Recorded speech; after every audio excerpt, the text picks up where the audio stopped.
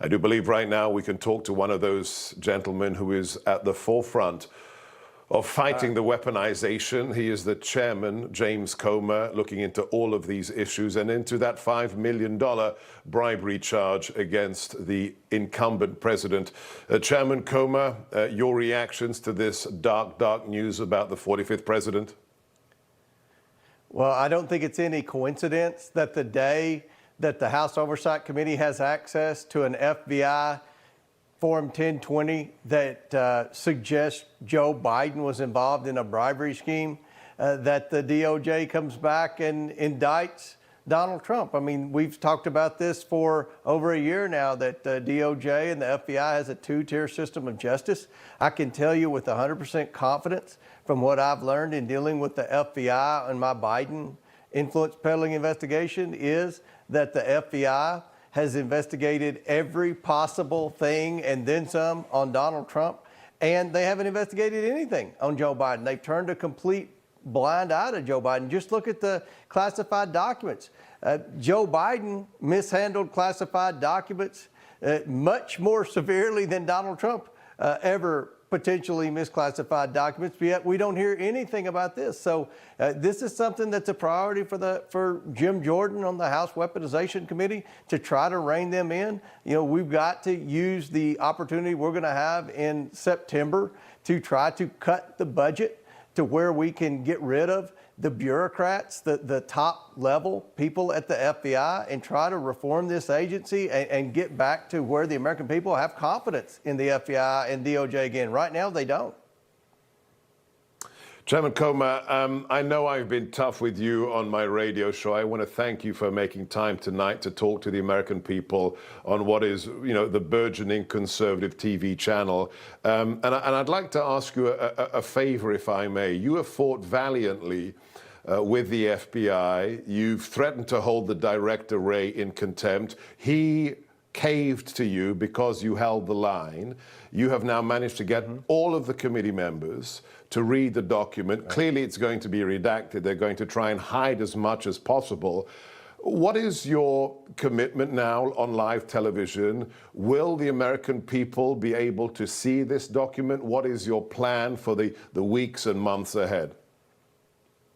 Well, the deal to postpone the contempt vote was predicated on not only letting all my committee members read and have access to that Form 1023, but also to view additional 1023s. Remember, 2 weeks ago, the FBI denied any existence whatsoever of a Form 1023 pertaining to Joe Biden and bribery. Now we've learned there are 3.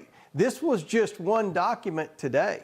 So in exchange for postponing that motion to contempt, I also will get the opportunity, along with Jamie Raskin, to go in and view the other 2 Form 1023s. And what we've learned from this one 1023 is that there's a certain shell company and a certain bank account that I think has the potential to have some of this Ukrainian money in it. So what I've said from the very beginning back in December when I announced this investigation would start, in January when I got the gavel, was we were going to follow the money.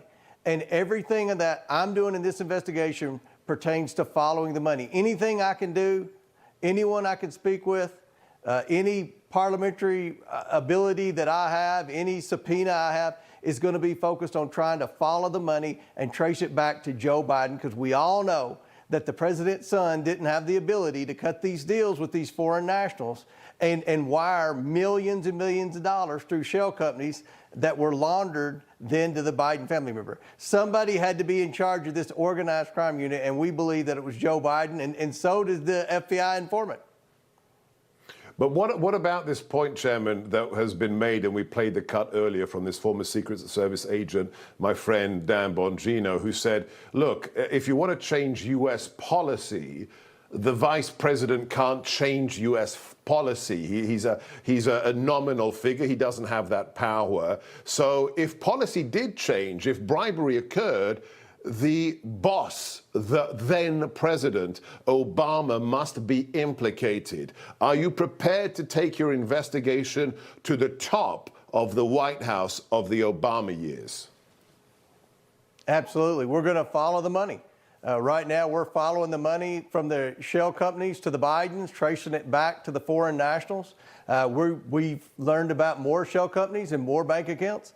So you will see more subpoenas going out in the coming days and weeks pertaining to following the money. And if that money flows back to certain people in the Obama administration, if that money flows back to the Clinton Foundation, wherever that money flows back, we're going to continue to plow forward. And I think if you look in just 5 months, we've already proven that Joe Biden family got money from China. We proved that the money did happen while Joe Biden was vice president. We proved that the Treasury Department was sitting on all these suspicious activity reports that showed multiple banks said the Biden family was laundering money. We've proven that they had 20 shell companies and counting. We've proven they've taken money from Romania and China, and we're about to prove Ukraine and other nations that were peddling access for foreign aid and policy and things like that. So I think, thankfully for the American people, we've got a House Republican Oversight Committee that's doing actual oversight and investigations,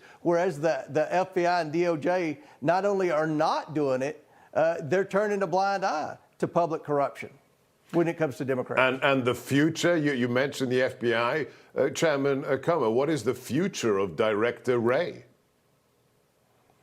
Well, I certainly think that the FBI needs to be reformed. I think we need to terminate several layers at the top of the FBI. My committee's investigating Joe Biden. We've gotten off in the FBI because they had documents that were of vital importance to our investigation of Joe Biden. But Jim Jordan and the Judiciary Committee, the Intelligence Committee, the House Weaponization Committee, Select Committee, they're the ones that are focused on the FBI and how to reform the FBI. And I talked to Jim Jordan before I came on this show. He is furious. His members are furious. They want to try to hold this FBI accountable. But one thing I'll say with respect to accountability, Republicans talk about it, doesn't seem like it ever happens. Because this document now, the American people know about it. We know the U.S. Attorney in Delaware has this document. The U.S. Attorney in Delaware is keeping up with our investigation, so they know there are shell companies, there were money laundering, there was racketeering taking place in the Biden family. We've held this U.S. Attorney accountable, whether he realizes it or not, because he can't do anything until he addresses all these crimes that the House Oversight Committee has presented to the American people in the last 4 months.